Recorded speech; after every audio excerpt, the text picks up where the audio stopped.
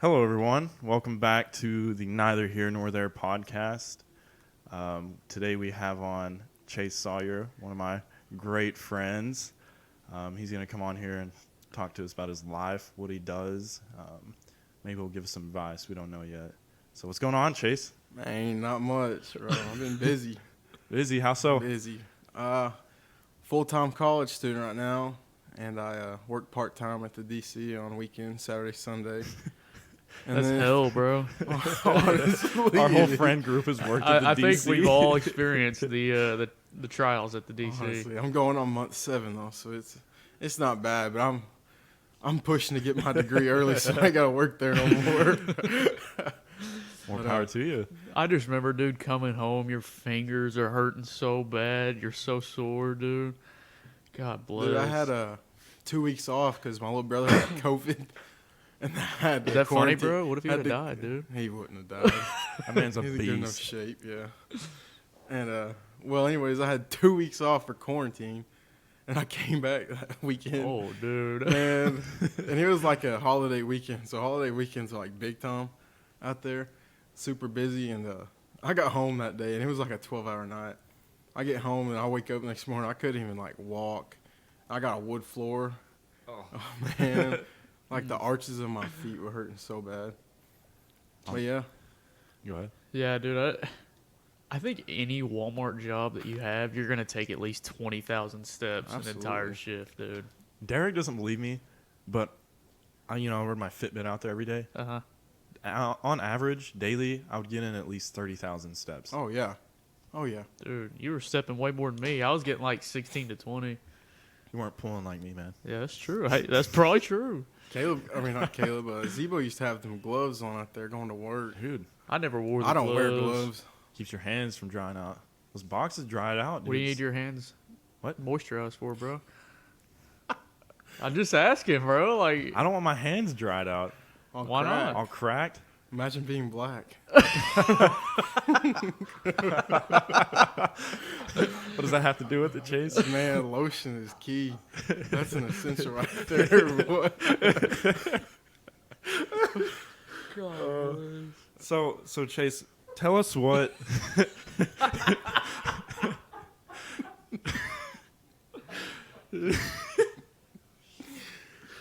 Oh God, tell us what you're planning to do. I guess we kind of talked about. Derek asked his last podcast what we want to do in the next 5 years. What's your plan for the next 5 years and what you want to do?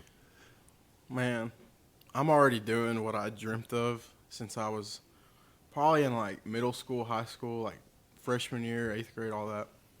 But I want to be a coach in a small town to begin with. But I don't want to be a head coach until I get enough experience underneath my belt to actually feel comfortable with leading a team, doing stuff otherwise, like picking the teams to play, what tournaments to go to, what fundraisers we need, the uniforms, all that. Like, that's a lot. Head coaches go through so much. Some people don't understand it. Yeah. But like, their mind's not just on Friday night. They're not on the court, not on the baseball field. I mean, there's so much that goes into just being a coach. I mean, and I learned from good ones. I'm actually a grad assistant at Elmore City right now, and I couldn't tell you how grateful I am to get this experience because the guys that I've coached with have so much experience underneath them that it's been something like, I don't know, I mean, I've learned a lot, but then again, I also knew a bunch because I was the leader in high school, and then I played college ball, so I know what it's like to have all the different attitudes, all the different mindsets out there. Yeah. So it's just different. Like, imagine a kid coming up to you telling you he doesn't want to practice today because something's going on at home. What do you say to that? Like, you're just like, That would be tough. okay, I mean, you can't give us your all because his mind's on something else. Yeah. That's the thing about coaching, too, is like I remember not even being in a coaching sort of position, people that we grew up with that we knew personally, their mind wasn't always on the sport. And the people that were fortunate enough couldn't understand why. Like, I know I didn't understand that. Like, why are you not going hard today? Why is your mind over here? Worry about this, But a lot of people don't understand. And I imagine how it feels to be a coach. Like, that would be tough. I mean, you're having to coach 30, 40, 50 kids, and you're having to be more than just a coach. Sometimes you're their father figure. Sometimes you're the only sort of guidance that they have, you know. And I know people that I grew up with looked at it that way. So I can only imagine being in that kind of position. Yeah, I mean, but 5 years from now, I just hope to be somewhere in a small town doing what I love, coaching. You ever planning going to like a big school? Nah, I mean, I do, but I Yeah. would like to get, a winning season. Yeah. Some winning seasons under my belt. Because those big schools, they get their top dog. You mess up once and you're done. That's true. So, go ahead. No, So, are you more? Do you think you like coaching offense or defense more? Personally, I enjoy defense because Yeah. I think defense is more exploit. Like, it's ecstatic. You get a big play, like football-wise, you get a big play third down. It's like 3rd and 3, 3rd and 4, and your big D ends, D tackles get a sack in the backfield. Your secondary gets a pick. I mean, that's Yeah. big. That's big time. So, I mean, it's just – but offense, there again, you have running backs that go for 80-yard touchdown. You got guys that – I mean, they make plays. They're playmakers. Football is just probably one of the most ecstatic sports that there is. Yeah. That's why Friday nights are just – there's nothing like it. Well, it's like what everybody looks forward to, Yeah, I especially mean, like a during fan? like winter and stuff and fall. Everybody looks forward to Friday nights, especially when you're in a small Yeah. town.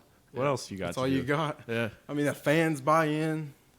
The band makes the whole experience. I mean, yes, dude. we played our last playoff game a couple Fridays ago. Didn't have a band. It was weird. Oh Band yeah, didn't because go. of COVID, or Yeah. That Band- would be The weird. band makes a huge difference. Yes. Yes. And I used But- to say I hated when I was playing. I I know, hated yeah. hearing it, but I mean, like, you need them there. It's just not. It's not the same.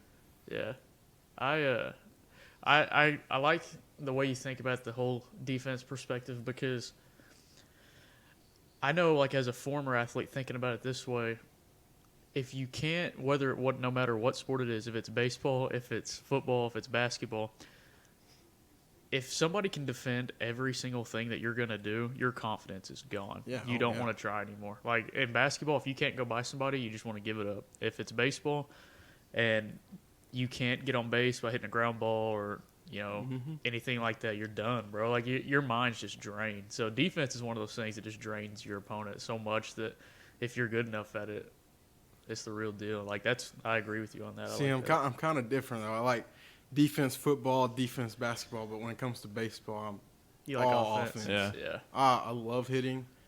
I feel like that's what I'm going to do is be a hitting coach, and eventually become a head baseball coach. That's the only thing I want to be ahead in is baseball. I'd love to be a defense coordinator in football, but that's it. I don't really plan on coaching basketball in the future.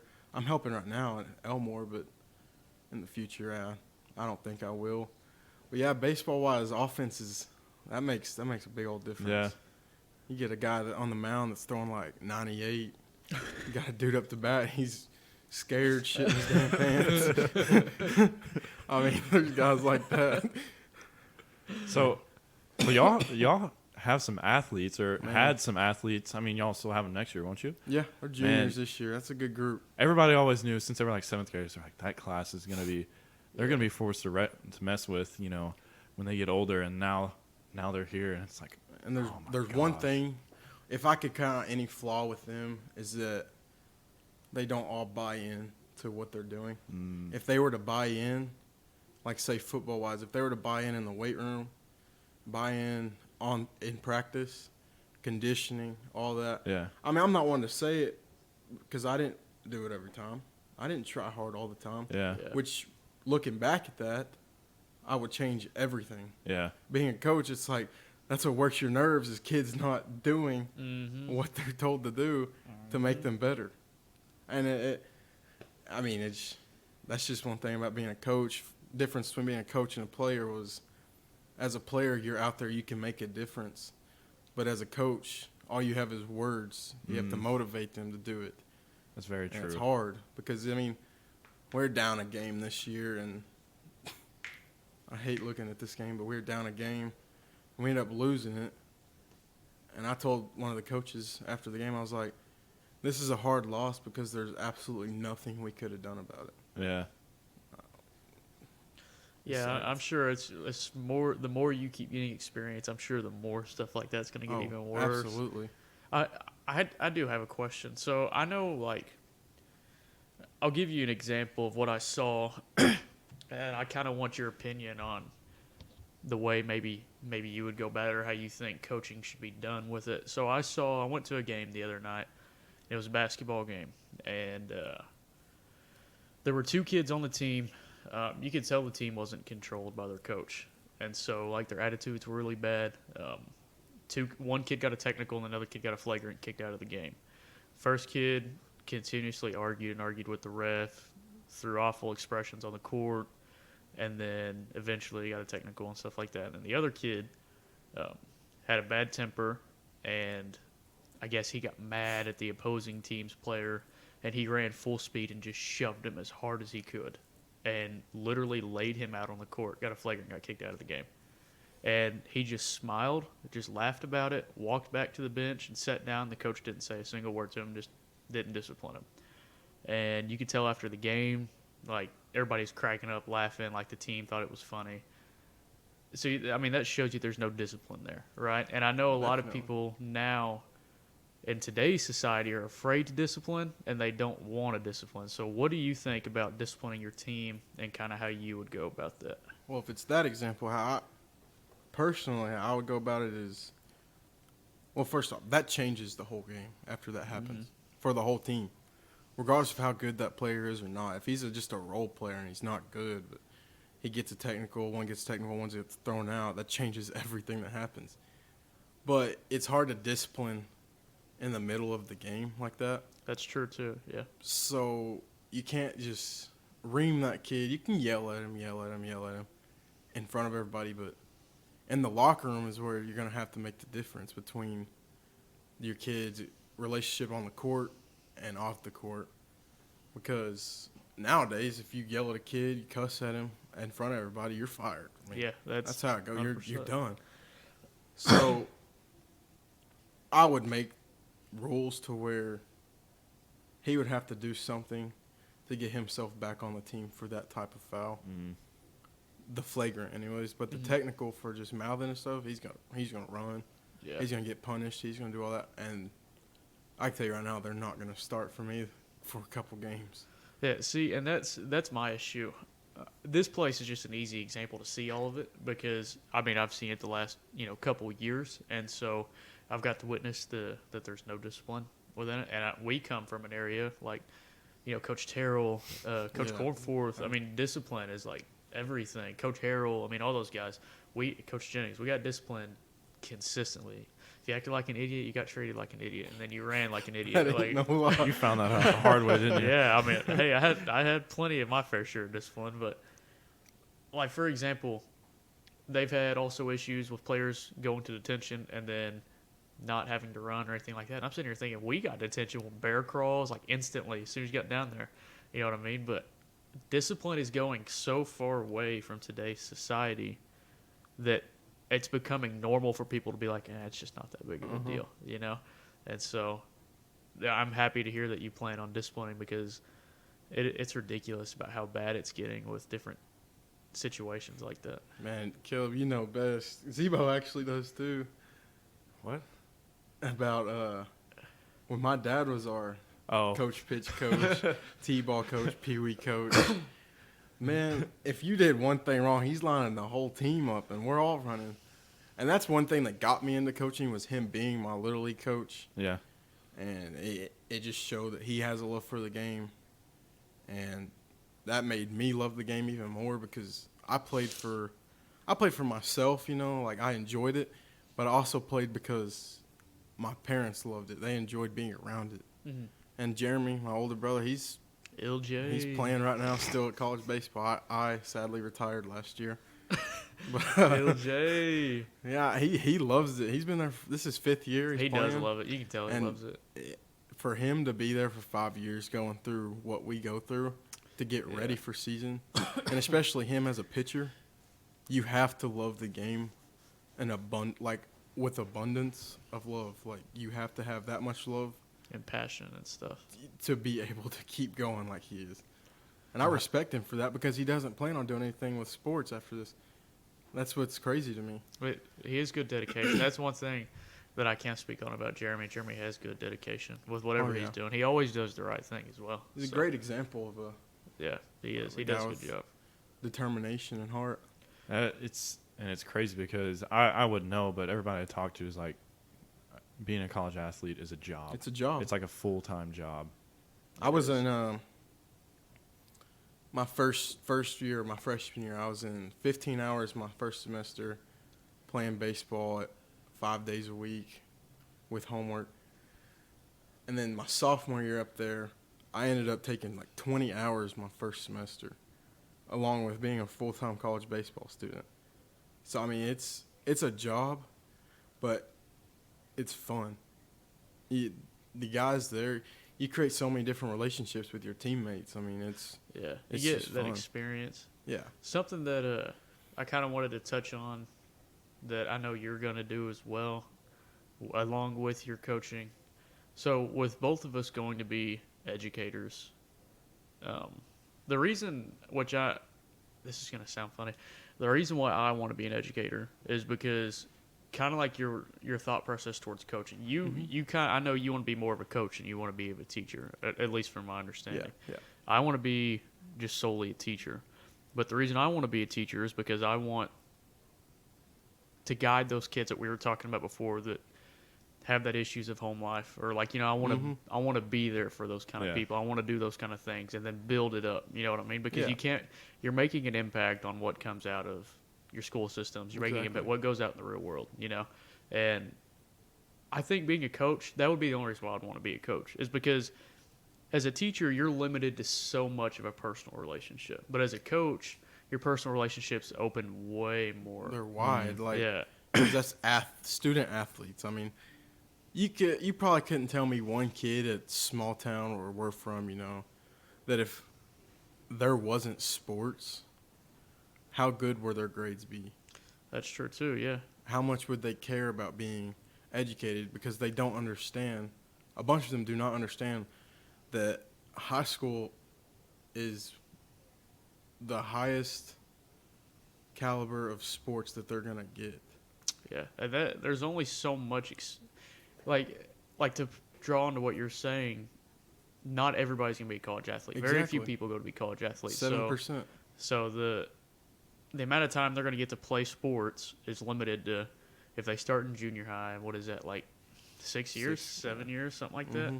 And so you have those people, too, that start when they're a sophomore and wish they would have played all those other years, So, but, yeah, it kind of sucks for me because I'm only going to be open to so much of a personal relationship. Yep. And as a coach, that's when it becomes like the real ball game. Like Coach Cornforth, when he first moved to Elmore, I had no idea what to think of this guy. And he was the cockiest guy, bro. Like, it was so funny. And because he was the opposite of Coach Terrell when it came to that, his expressiveness. Coach Terrell's a really reserved, kind of guy. And then Coach Cornforth, he don't give a damn, bro. Like, if he thinks he's good at something, or if he is good at something, he's going to let you know. And then he's just going to trash talk you the whole time. So I was like, okay, like, this guy can't be that good at basketball. Like, he's going to play with us in open gym and stuff. And then he goes splash, splash, splash. And then he was the real deal. So he instantly got my respect.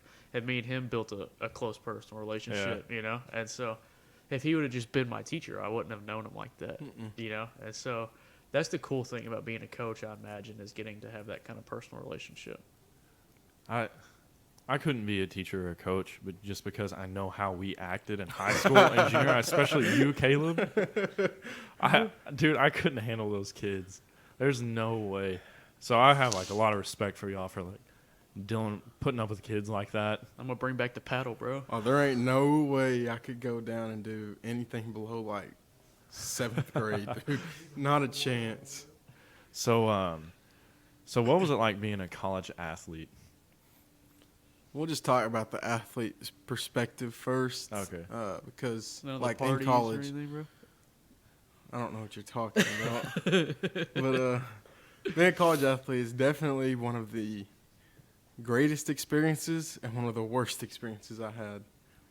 The greatest being I was able to expand my game of baseball. Well, I played college baseball at Northwestern Oklahoma State University. Yeah. And I played first base, and I hit.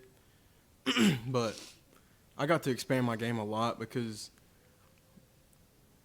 we took so much time on getting better at the little things Yeah. before moving on to the group work. Right. So, I mean, in a perspective, it was like high school football where we had indie and group and then team. Mm-hmm. We had that in baseball in college. It was like 45 minutes of individuals and then 45 minutes of group, and then you had like 2 hours of hitting, and then we'd scrimmage.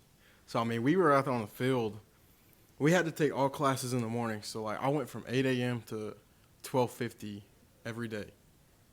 And we practiced from usually it's like 2:30 to about 6:30, 7.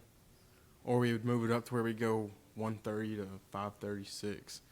But when we'd scrimmage, when we call it inter squads up there, when we'd do that, we would do double headers. There would be times where we played like 22 innings in one day.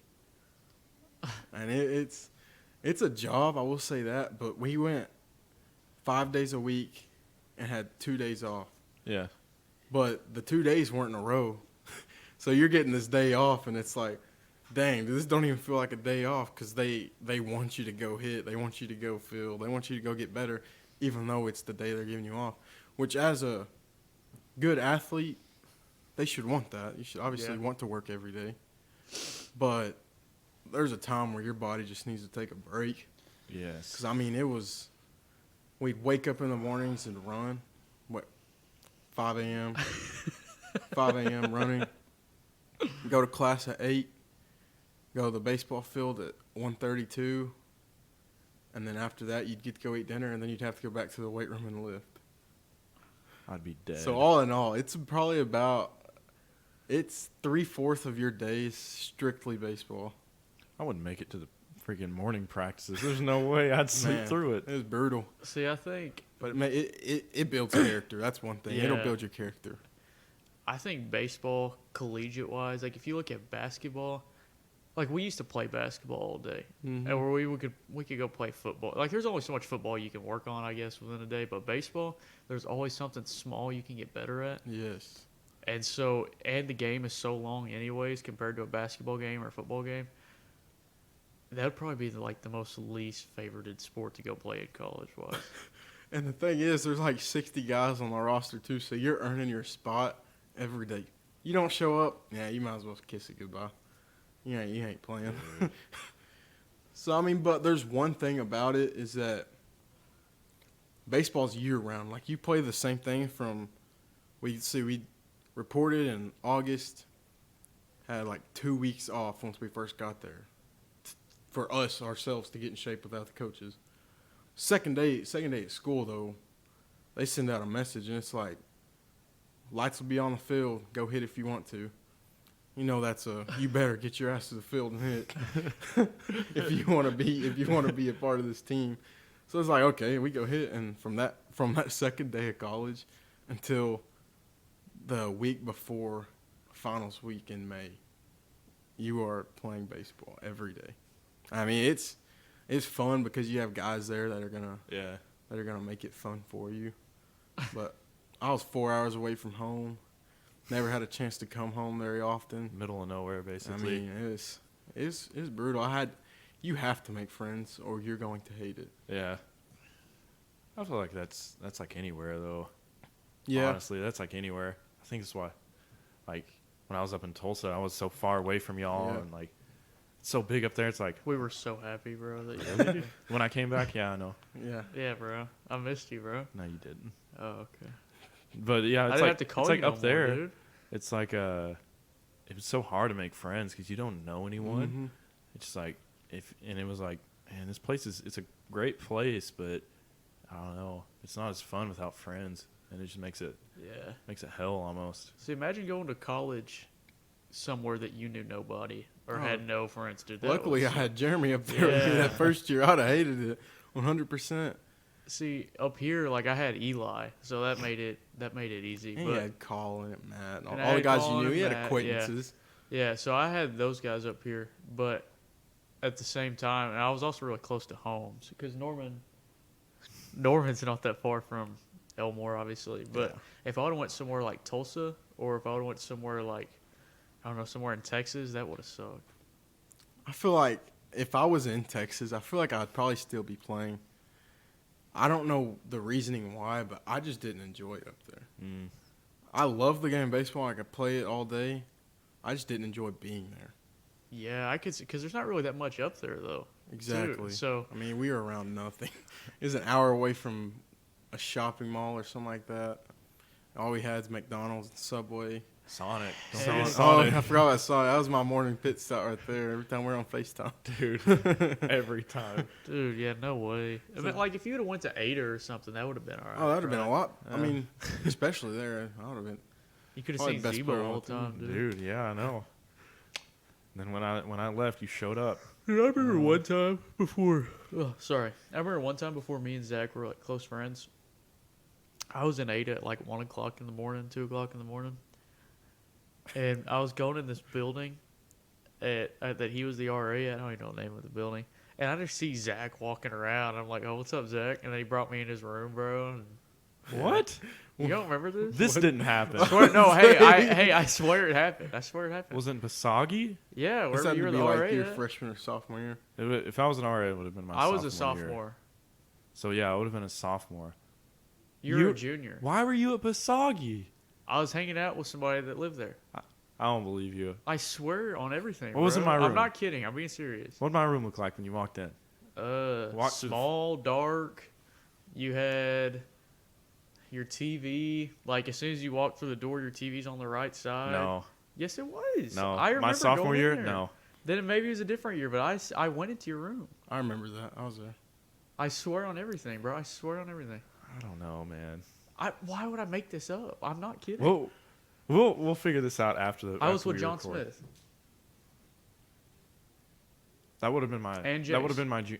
That would have been my. That was my junior year. Yeah, you're right. The TV was on the right side. That room was small, dude. See, Chase, Yeah, and but he you didn't said, believe you me. said you weren't close friends with him yet. No, we weren't like super close friends. We were close, but friends. you're like, man, we weren't really close at all. No. Wow, dude. No, Zach. I thought we were pretty close, but okay. No, when I was a sophomore in college, we didn't talk that much. Oh, you were a sophomore. Yeah, Yeah, okay. I wasn't a Yeah, I would have junior. been. I would have been a junior, and Yeah, I know the last year exact we were room, yeah. close friends, but not the year before that. I was We were an older friends, but we person. weren't like I wasn't calling you and stuff. that was a rough year for old Zebo as an RA. Dude, I could not have done that, dude. Kev, I'll never forget when me and Jeremy came down here, and we came to hang out with you. But Jeremy had to drive some of my teammates back the next morning. Oh, he was so pissed. And about that. Alva's like a 3-hour drive from here. And me and Jeremy come down one night, and we're staying here with Kev and Devin and Carter. And we're just chilling. And Jeremy wakes up. He has to take these guys back to Alva. And then Jeremy drives back down here. To pick Yes. you up? I gave him gas money, bro. Like I felt so bad about it. I was like, dude, no way. So I gave him some gas We money. stayed the night again that night. Oh, Same night. dude, Yeah. that would be terrible. I don't know how I he felt did bad it. Because for that him. drive sucks. Oh, we yeah. would call him. He'd be like, "Quit calling me and asking me where I'm at." He was pissed, dude. He was pissed. It was funny. So Chase, I want to talk about, if you don't mind, talking about the time you flew for a brief period. Oh, let's start. Okay. Yeah, we can talk about it. Okay. That's- So how? Hey, Huh? believe it or not, Zach, that was about 7 years ago. Was it really? Yeah. I just remember getting a phone call saying Chase is in the emergency room or the hospital or something. And I was like, "What happened?" And they said he fell like X amount of feet in the air, straight from a zip line onto the ground. And I laughed, and they were saying, "Well, one of his lungs collapsed and his kid," and I was like, "Oh, okay, so it's pretty serious." Yeah, I'm gonna start this story out. Yeah, And this start this has a lot to do with like sports as well. So it's, I'm talking to Coach Jennings. It was like my 8th grade year. And this is what's funny. It ties on all this. It does. And he's like, Chase, I need you to lose a couple pounds because I was pudgy back then, dude.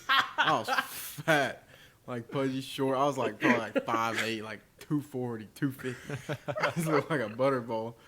But man, he's like, I'm gonna need you to lose a few pounds because I expect you to start next year. You're not gonna be playing if you're slow. I was like, well, whatever, coach. This is before puberty. But anyways, we're at football practice, and then one of my buddies asked us to go to his like grandpa's funeral and woke us, so we went.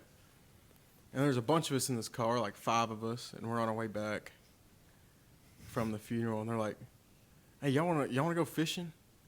We're like, sure, let's go fishing. So we went, and we went to one of our friends' house that had a homemade zip line. All my friends have been on this thing too, so like I had been on this thing. Yeah, I haven't built it. All of them built it, but it's made out of cable cord and freaking bicycle handlebars hooked on the trees. Yeah, this bicycle handle was tied on to like a pulley that was on the cable. Should we say who created the zip Nah. line? Nah, I'd be all right. He'll understand. He'll know if he listens. But a bunch of people know actually. This story surfaced pretty well. And, they're like, all right, let's get on the zip line. So a bunch of them start getting on the zip line. I'm still fishing. I'm like, I know damn well I ain't getting on that zip line. And they're like, Chase, come on, man. The only one that had gone on it, Jeremy went on it. So I was like, nah, I don't think so. And the rule was if you can't climb the tree, you can't get on the zip line. Yeah. So I tried to climb that tree, and I was like, nope, can't do it. Sorry, guys. These guys went out of their way. They backed the truck up, put a ladder in the back of the truck till I got on the second branch, handed me the ladder so I could get on the one with the zip line on it. So I'm just up there. I'm shaking, dude. I'm like terrified at this point because I know I ain't going to be able to hold on. I wasn't strong. I wasn't super strong right there. But I didn't enjoy playing football that year. Yeah. And, when I jumped off the zip line, I said some words that pretty derogative towards the game of football. And I might add, I took like a running start, like a 10-foot run start off this thing. And I jumped up as high as I could because I was like, if it's going to happen, I might as well just make it epic. And I go down. It's going down. I'm still holding on. And then it bounces up, and I reach the climax. And as I'm at that point, my hand slipped off of it. And I'm in the air probably about 20 to 25 feet just flying. And in my mind, I'm like, I could land on my 2 feet, but they're going to break and go straight through the freaking skin. Like, it's going to be ugly if I do that. So I'm like, screw it. So I Superman it, and I'm like trying to get to the water. I land, and I scorpion so bad. I saw my feet. Literally, they were at my eyes. I looked to my side, and I just see my feet. And might I add, I'm not small. Like, this shouldn't be happening. I'm not flexible by any means. And I'm just laying there, and a person's there, and he starts crying.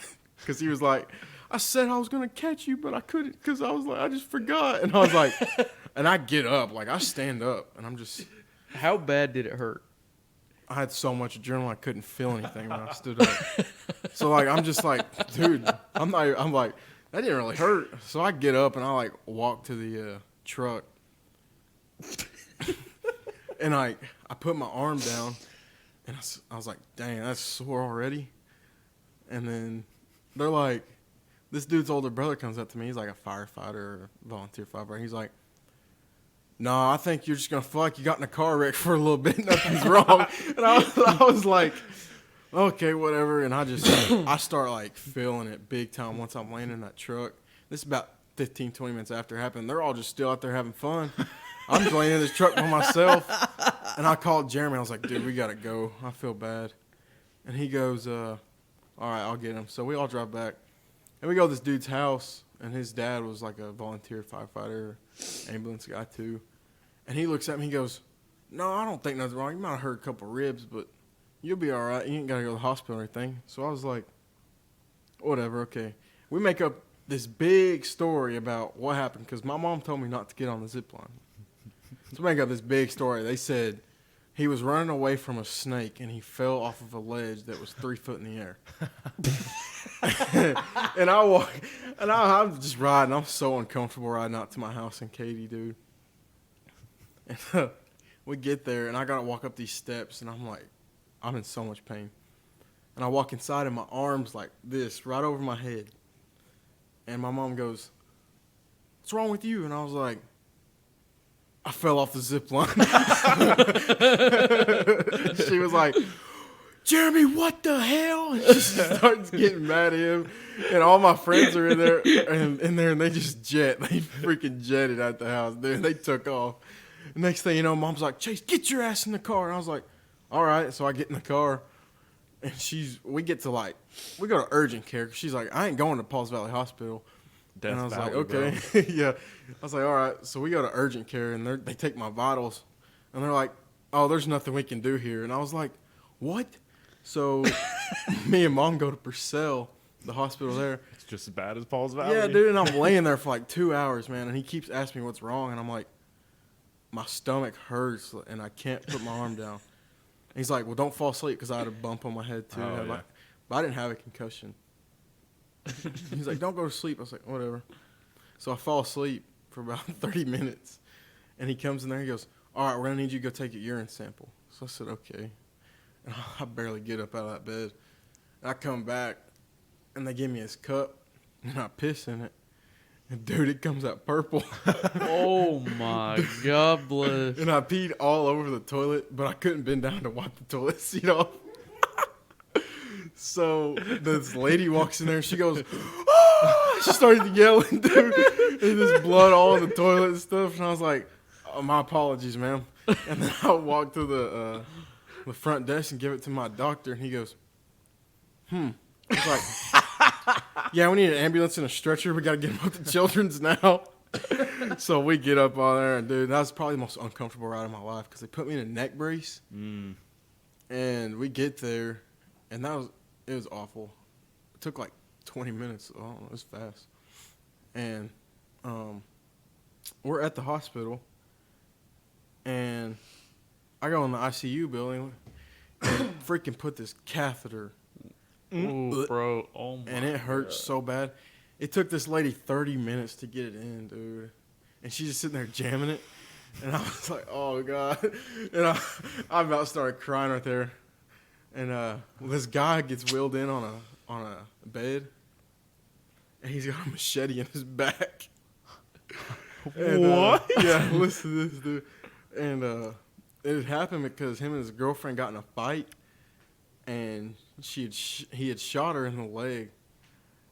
Dude, so, like, he goes to walk out, and she grabs this big machete and stabs him in the back. And when I get out of ICU, we're watching the news in my room. Dude, and this guy's on the news, and he was right next to me with this machete in the back. Same story and everything. I was just like, well, that's nice. I tell Mom about it, and they just start laughing. But, yeah, they did all that and then took my x-rays. I had to do CAT scans, like, every 2 hours. And dude, they pumped this fluid. It hurt bad. And that's when I was not afraid of needles anymore because I had about 4 IVs in my arms at all times. So I take my x-rays and CAT scans, MRIs. They come back. I ended up with a collapsed lung, punctured spleen, punctured kidney, and then my lower spine, the very lower, like close to the tailbone, snapped off. So I lost. They told me I lost like 5% of my spine. They were like, it was just floating around. I was like, that's awesome. So yeah, all that happened. Then there was an earthquake as I'm sitting there too, and I was on the top floor of Children's Hospital. But yeah, I had a bunch of visitors. That was good. Chase is just a dead man walking, basically. Absolutely, I'm a walking, Jeremy had to walking stay testimony. with me, didn't he? Yeah, for the whole week. Yeah, Jeremy stayed with me while all that happened. I remember that. I couldn't remember if that was the reason why, if there was another reason, but I remember now. Jeremy, I'm not going to lie to you, Jeremy felt so bad, dude. He was at my house. He felt so bad. And I felt so bad for him because Jeremy always tries to do the right thing, that I felt so bad, dude. He legit thought I was gonna die, which He was really worried a about bunch of people did. Like my I older mean- brother showed up. My little brother had to stay in Elmore too with some friends. But Quentin showed up, and then my mom was there. She was crying, praying the whole time. And I looked at her, and I was just like, "Why are you crying?" Because I didn't feel like I was about to die. Yeah. But then again, I could have at any moment. I was just like, "Why am I even?" Because I didn't have to have surgery. They told me I might have had to get a kidney transplant, and that's when I was just like, "Well, this sucks." I mean, had a freaking ruptured spleen, a God, ruptured kidney, and a collapsed lung. Yeah, I'd probably think you're gonna die too. So the rebound, like the rehab after that was awful because I had to sit out the whole football season. And that had happened the first week of football. And then getting back to basketball was probably the hardest thing I've had to do. Since I had a collapsed lung, it's hard to breathe. Oh, So I had to do a bunch of breathing techniques and all this stuff for like 4 months. meditate, dude. I should. Dude, How long did it take your mom to go from being so pissed? She was mad at you, I'm sure, but she was more mad at Jeremy. So how long did it take her from being so pissed off to being like, okay, Chase, I'm sorry. Like, are you gonna be okay? I mean, you talking about when we got there or how long like it took for her to actually like forgive? Yeah, forgive. That. I'd say it didn't take long because she knew Jeremy felt bad about it. Yeah. And she didn't forgive me because I got grounded for like a year. She was pissed off. Dude, y'all are always I grounded. know. Bro.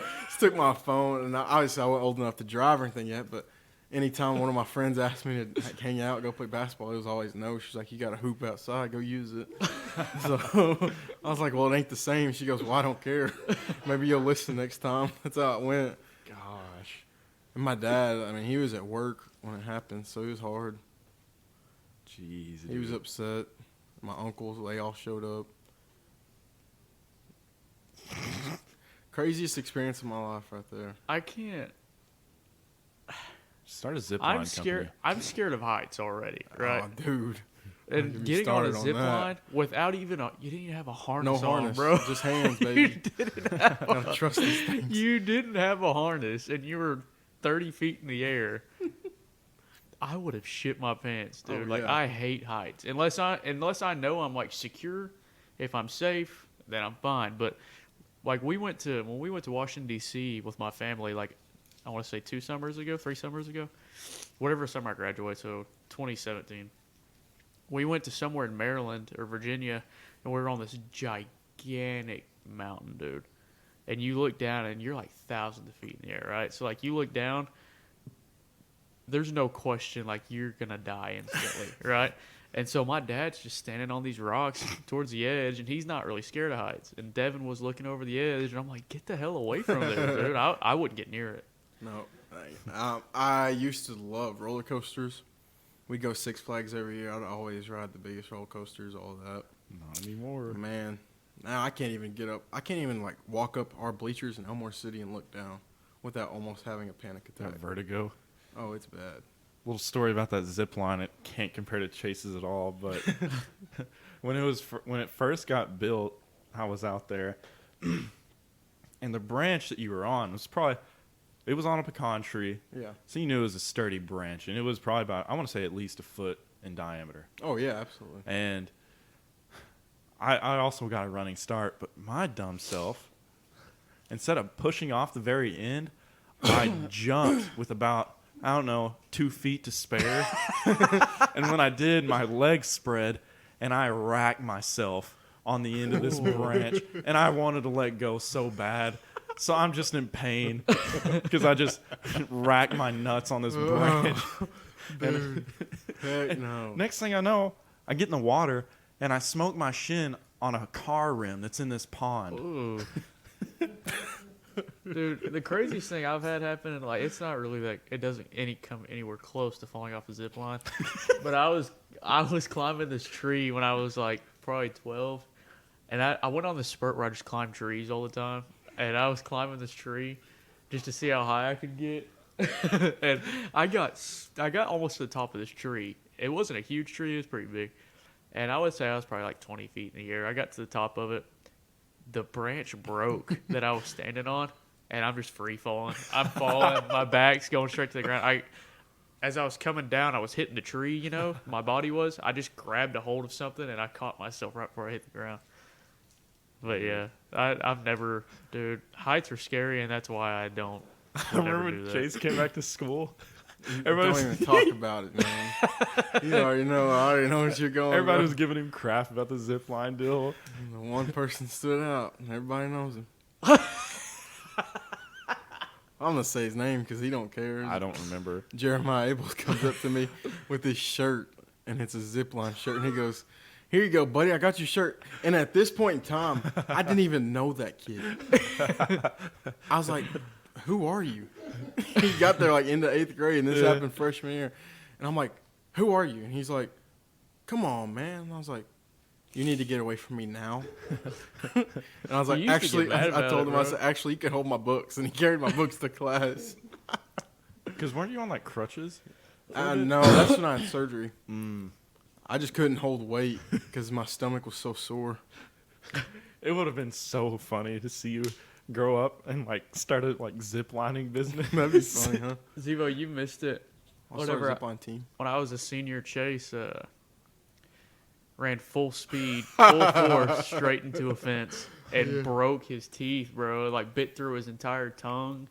Oh, playing baseball? Yeah, it's summer league too. I was playing third base. Chase was playing first base, and I said fence, and That's I hear the a furthest. ding. That's the furthest apart you could get on a baseball field besides the outfield, and no one else is yelling fence. Caleb says he did, but I did not. I hear really it. did. And I I really believe did him because he's the only one with enough baseball smarts on that team to understand to say fence when you're close.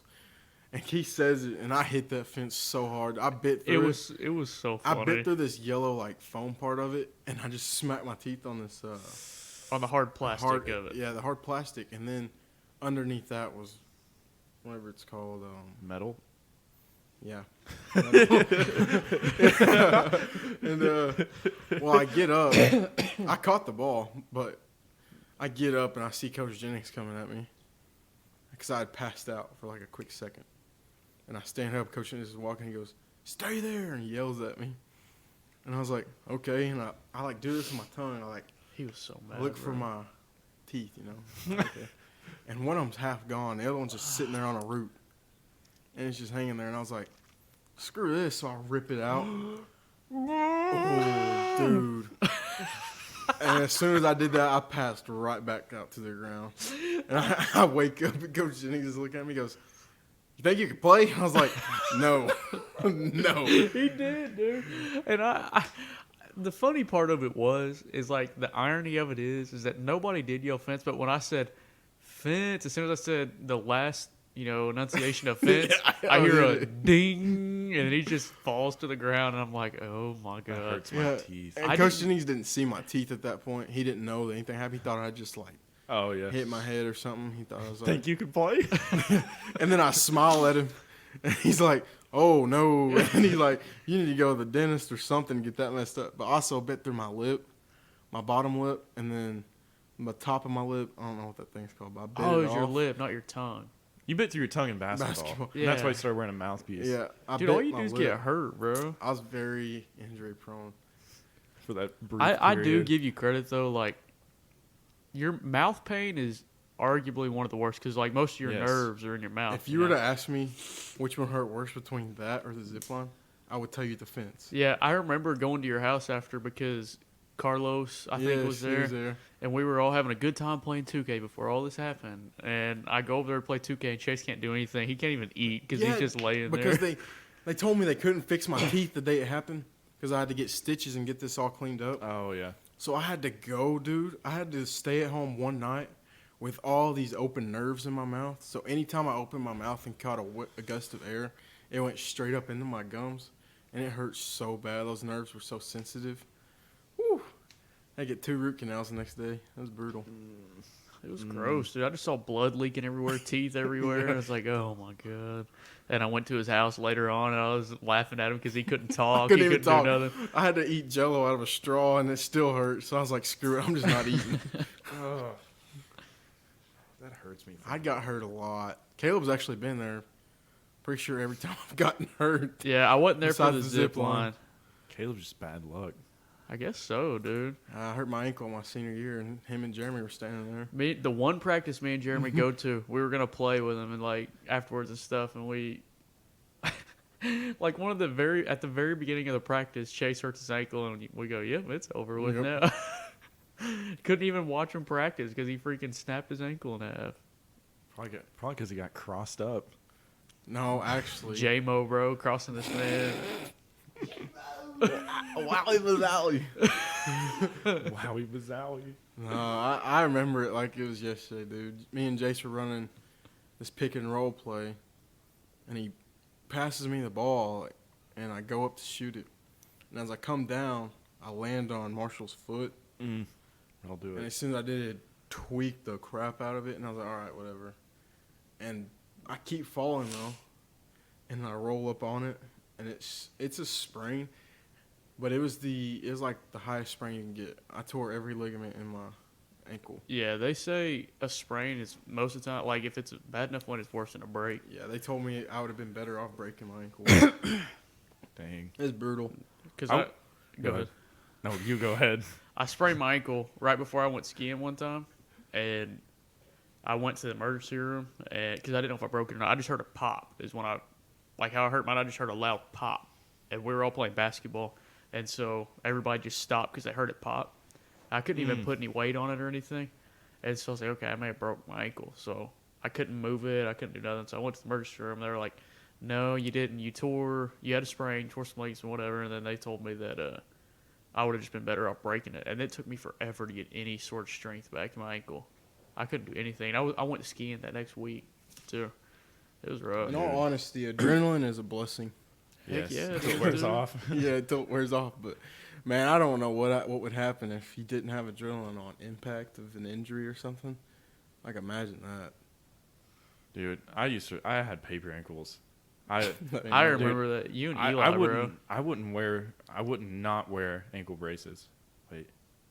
Yeah. Yeah. Yeah, you're right. Yeah, I would not wear ankle braces in games because I knew I would. If I stepped on like just a small deviation in the court, I'd be rolling my ankle. And like, I remember when I was just playing at college, just pickup game, I jumped up, and this was like last year. It was around this time. I jumped up, I got a rebound, and I came down, and I landed on Connor Williams' foot, and my whole foot just turned over. Yeah, and I dude. basically just put all my weight on the side of my foot.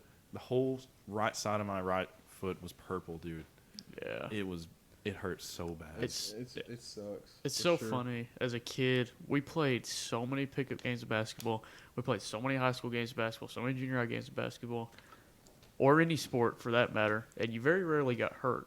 And then you go to college and you start playing because you haven't played in a long time, maybe want to play pickup or something, and those are the times you get injured. And it 'cause you haven't played in it a blows while. my mind, yeah. Everything's tensed up, tight. It's like leaving an old vehicle. It's like leaving a brand new vehicle on a lot for a year, and it hasn't been moved at all. Once you start it up, you're gonna have problems with it. You're gonna have fluid on the ground. And speaking of that, COVID has taken a toll on a bunch of stuff that we do exercise-wise because we used to always go open gym anytime we'd get the Yeah. chance. I mean, Yeah. it'd be during the week at night. We went up there and played. Dude. And summers are so much different now because when me and Caleb, we played all three Yeah. sports. There were times during the summer we'd go to morning workouts, then we'd go to basketball camp right after morning workouts, and then come back from basketball camp and we'd have to go to baseball game. games. All on the same day. And that was fun. It was fun doing it. Just worn You're out all the exhausted, time, yeah. but it's fun because you're getting in shape and you're working out to be better. And I you're think- with all your friends, so. We played like 11 baseball games and 8 basketball games in 1 week, I Yeah. think's what it was. It is awesome. And we didn't get subbed out. I was in about to say, basketball. and the thing is, there was only like enough for a full team to play Yeah. basketball. We didn't have enough for subs. We had Yeah. maybe one or two. Did y'all go to like a basketball camp? Yeah, Yeah. we went to 2 or 3 of them during the summers. Yeah, and then the problem was it was so bad that nobody came to our camps. No starters besides me, Chase, and Jace that came, and we had middle schoolers playing up with us. We had my little brother Andrew was playing with us one year. Oh, he can keep up though. Yeah, We still went undefeated, bro. Andrew and Coach Cornforth's son, Ethan. Yeah. he Them can two keep played up. with us. Yeah, they Tyler did. Martin would come. those guys, going back to them, I'd like to talk about them real Yeah. quick. It's not okay, bro. All right. Sorry, no, I'm just kidding. Talking about them, that group is special, and it will 100% be the best group to come out of Elmore City, athletic-wise. They're so athletic. It's insane. And the thing about it is they just found themselves this year. And I've witnessed that because I watched them grow up. They all played together. Yeah. Played for my dad in baseball, basketball. And seeing them, how they react with each other, reminds me a lot of us when we were in high school, how we clicked. But they're going to be better. They should be better. It's all about their mindsets. They got to buy into it. I love saying buy into it because it means a lot Yeah. as a coach for kids to see kids be successful because they're listening and they want to be better. So that's all that they're going to need to do because they have the talent to go far in every sport. They're just freak athletes. Tyler Martin's so fast, dude. He don't ever get tired either. Dude, that's insane. I can't wait to see what they're like in basketball. They're looking pretty good for just having 4 days of practice under their belt. Yeah, they got to get back into basketball shape. Oh, yeah. It's so much. I remember every year when y'all would come up from the football field, y'all just be like, Brutal. just huffing and There puffing. are times I want to turn my uniform in because of that. Thanksgiving and Christmas practices, Oh, dude. Thanksgiving. We didn't get to have Thanksgiving practice this year because, The vid. yeah. See, I went to the first basketball game of the season on Tuesday for a specific team, and you couldn't bring in any outside drinks, couldn't bring in any outside food, but they had a concession stand. Tell me that logic first off. Then they were like, well, if it gets too packed in here, we're gonna quit taking people into the gate, and then we're gonna have to ask some people to leave, like at some points. And then on top of that, you couldn't be like, you had to wear a mask the entire time, and then you could take it off when you sat down. in that hot gym, Yeah, dude. and then when you stood up, you had to put it back on. As long as you were sitting, you were fine. But if somebody saw you standing up and not wearing one, you were going to get in trouble. And Did you have to be 6 feet apart? Did you say that? people didn't. I don't know if that's figured. a rule, but people weren't.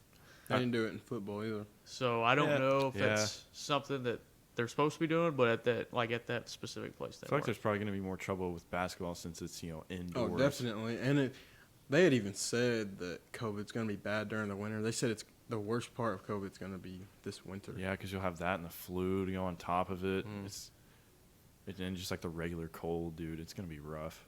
Dude, I can't believe with me living in Norman, where all these cases are just popping up everywhere, Yeah. How I have not gotten it yet. Or if I have, I don't know. I haven't taken the antibody test. I want to see if I have gotten it, but it kind of blows my mind that I haven't gotten it because I don't like wearing a mask, and if I don't have to, I'm not wearing it. Well, the tests are just inconsistent. That's true, They're too, just yeah. inconsistent with each other. I mean, even Elon Musk, he did use the same machine, same nurse, same rapid test 4 different times. 2 came back negative, 2 came back positive. And it's just like, that's really weird. Yeah, and people get mad. Like here's my whole thing that I'll quickly say about it is like, it is a real thing. You know what I mean? It's not like, oh, you're gonna be all right. It affects people in different ways. You know what I'm saying? So I mean, it is a real thing, and I've seen firsthand. Like my dad, he never gets sick, right? Like he never gets sick. He has a really strong immune system, but he got it and it destroyed him for a little bit. And then it took him forever to get better. And so, like, I know, like, it's a real thing, and I do recognize that. But at the same time, it's like the mask thing. I agree that people should wear masks, but at the same time, it's like if you're wearing a mask and I'm not wearing a mask, what does that matter? Now, if everybody's not wearing a mask, then like, oh, okay, but like, I don't know. It's just been one of those things, and people don't care about it. Like, nobody around here is enforcing it. I haven't been to a single place besides OU campus that said, pull your mask up or put on a mask. Nobody cares about it. Businesses just want your money. And a lot of time, the businesses you go in, they'll give you a mask. Because, at first, nobody was wanting to give them out because they were so hard to come by because everybody was buying them out.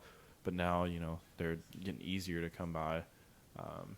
And they just give them out to you when you go into restaurants, or sometimes they won't tell you anything. The mall Dude, I worked at the mall whenever it was at its peak, like a year or two ago. Like Yeah. it was so packed. You can't. There's not even like, I would say the capacity is now at like 75% Oh less. yeah, we went there last night and there wasn't hardly anyone. Dude, No. so many But it stores are was shut during the down. week, so I went in there So many Black Friday, businesses. and it was pretty, like, that's the busiest I've seen it in years, because, you know, malls have slowly, like, started declining Mm-hmm. ever since Amazon's gotten big. But I went there Black Friday, and it was busy. I remember when I worked in the mall, I worked at a retail store, like where you had to keep track of your sales and how much you sold and stuff. And like there were points in time where I almost got $2,000 worth of sales in a day, or like $1,500 to $1,200, and that was a lot, you know. But on average, you were getting $700 worth of sales at least every day. And now they are barely lucky to even get $300 worth of sales a day, and that's for managers who are there 45 hours a week, 50 hours a week. Oof.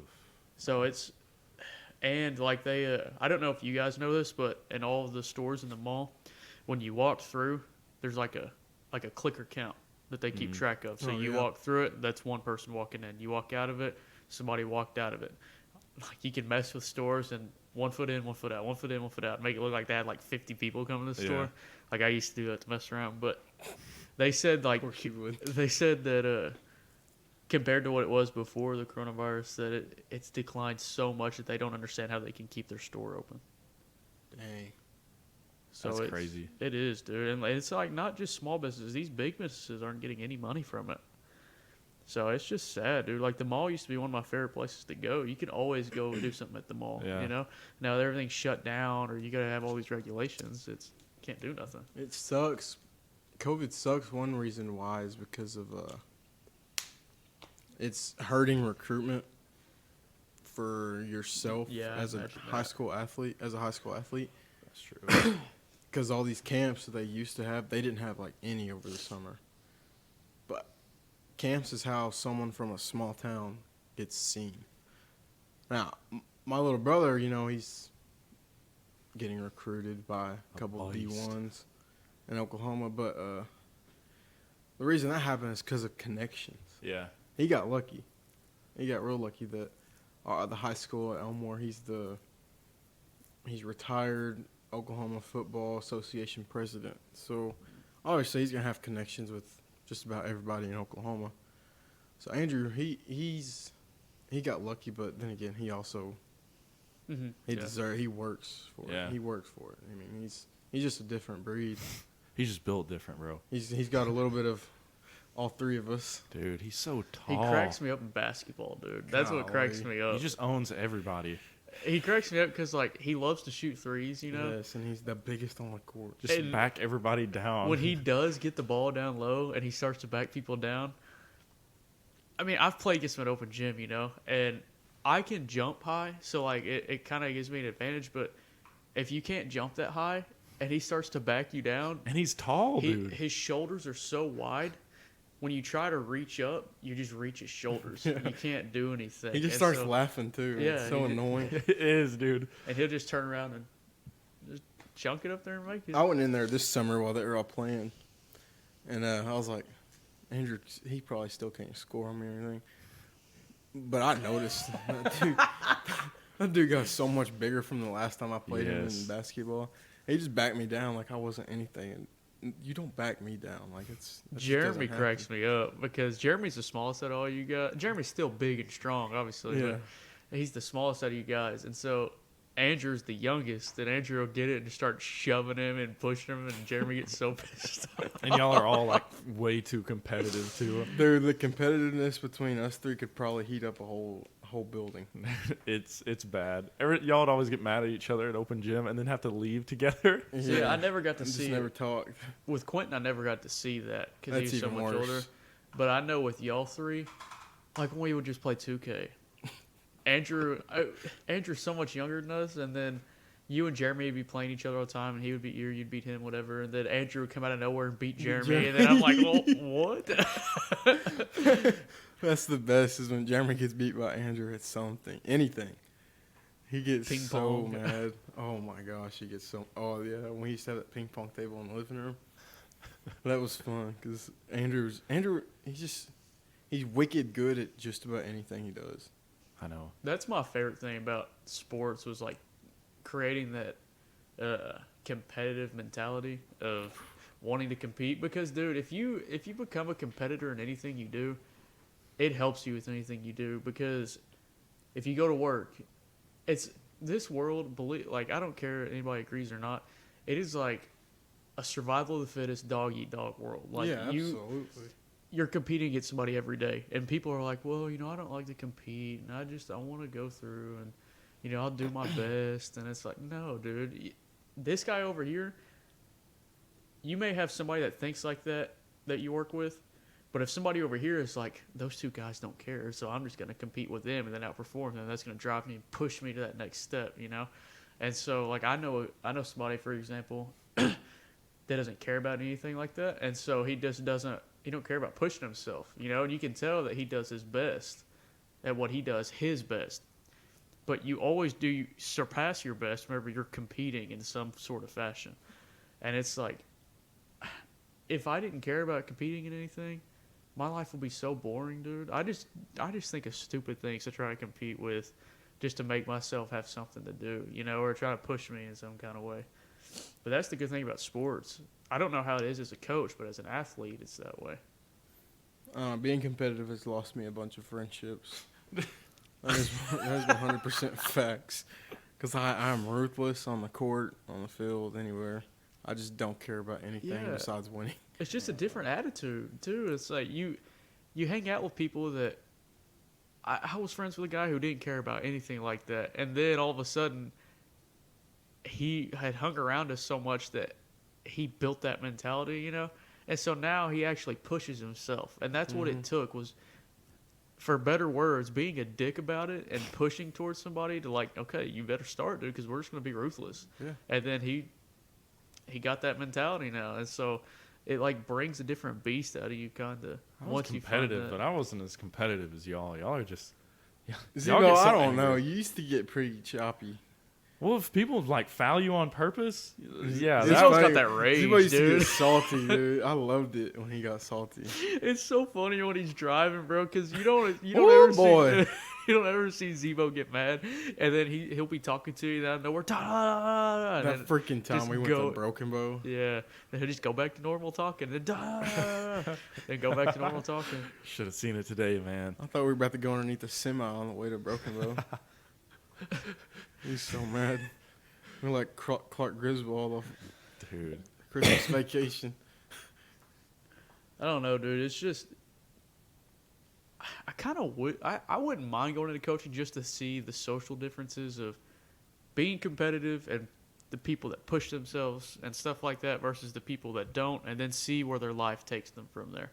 Because it makes a difference. And I hate when people say, oh, it doesn't make a difference if you're competitive. It does. Or it doesn't make a difference if you don't compete with somebody. Just do your best. I hate that, dude, because your best comes out of you whenever you push yourself, So I think being a coach in that kind of aspect would be fun. One thing about coaching is that you are definitely respected by kids that you respect in that aspect.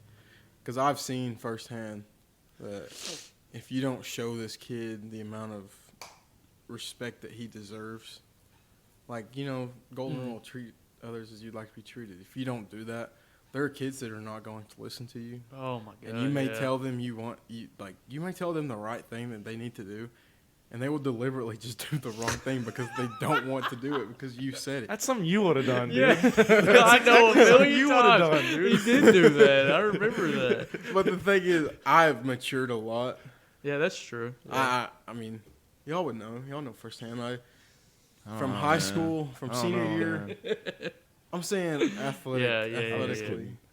Still pretty sus sometimes. But anyways. Yeah, dude, I agree with you. Like, if a coach didn't give me that kind of respect, I didn't want to listen, dude. Exactly. You just get pissed off and you don't care. And then, but the problem is like, people have this entitlement where it's like, oh, you're going to respect me. Exactly. Even if I don't respect you, you're going to respect me.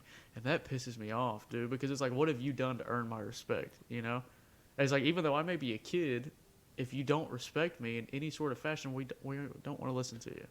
I respect people until they give me a reason not to. Yeah. I mean, there's been controversies big in the coaching industry. That's going to be tough. I feel bad for you with that. Same thing with teaching a little bit. Coaching's worse. Coaching's way worse, actually. Adversity's very tough too, as well, especially with all that's going on now. I knew like a really respected coach that had done super well like throughout his whole career, and then had maybe 2 bad seasons. They're like, okay, get him out of here. Get him out of here. Well, Broken Arrow just fired their coach that had 7 winning seasons, led them to 2 state championships. It's And such they fired him. so stupid. I literally gave you, for that example, 2 state championships, what you guys want for any sport, and then 7 winning seasons on top of that, and then you're just going to fire me because I have a bad season? He didn't have a bad season. That's the thing.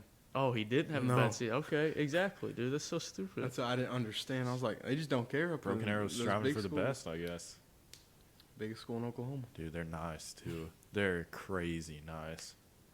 Remember the first time I drove by their football field, I was just like, Is that a college? dude, I really thought it was. Man, that's nicer than ECU. Dude, Union freaking has a gift shop at their school. Oh, yeah. What kind of BS is You that, got dude? Wasso, Jinx, all those guys. It's like, Dude. I couldn't imagine going to school at those places. Heck no. I was at a football camp, and there was this kid from Tulsa there. And I was like, oh, so you're from Tulsa, right? And I hadn't really talked to somebody from that big of a school, Yeah. you know? And he's like, yeah, I'm from Tulsa. And I was like, oh, so like how big is your school? He said, well, we got a gift shop. And I was like, well, we got a gas station, bro. Like, we didn't have nothing like that. God We bless. got a gift shop He's here. like, we got a gas station inside our campus. God, dude. And then their lunches are so much different, how they do that kind of stuff. Like, and they're off campus. It's just insane. We literally got cheeseburgers, even though they're my favorite, from a gas station, from people that were on drugs 90% of the time, making us food. And then they got, like, professional chefs cooking and stuff, dude. It's insane. The hot bar was the best thing to do. Then they took it away. If they still had that, I would have went there every day, even in high school. $2 for 2 chicken strips, dude. Let's go. Well. Yeah, coaching is definitely what I want to do, and what I will do for till I retire. For the rest of your time. Yeah, I've never wanted to. I've thought about it, about getting my master's and trying to go do it college level. Eventually, I don't think I'd enjoy it. Mm, I've seen what they have to put into work. I mean, that's good money. Don't get me wrong. yeah. The head coaches make good money, and then you get the D1. All your coaches make good money. But there's so much work that goes into it. Like all the rules that are in college are like So much. they different, magnify high school rules. Well, I know you'll keep enjoying what you're doing till you retire, Oh, absolutely. and then you'll still want to do it. Yeah, that's the thing. I've talked to a guy that he's retired coaching. He's a superintendent now, or not superintendent. He's an AD and principal now. And he had told me, he said he's not done coaching. He's just done coaching in Oklahoma. Said he wants Dang. to go down to Texas and coach there, coach big time. That's where it's at, though. I'll eventually, I feel like, be there. Yeah. Go back home. That's where all my family's at. All right. Well, I think that's gonna be it for this podcast. Yes, sir. But It was fun. That yeah. was a good one. Thanks for listening, guys, and thanks Chase for coming on. No problem, man. So we'll see y'all next time. Adios.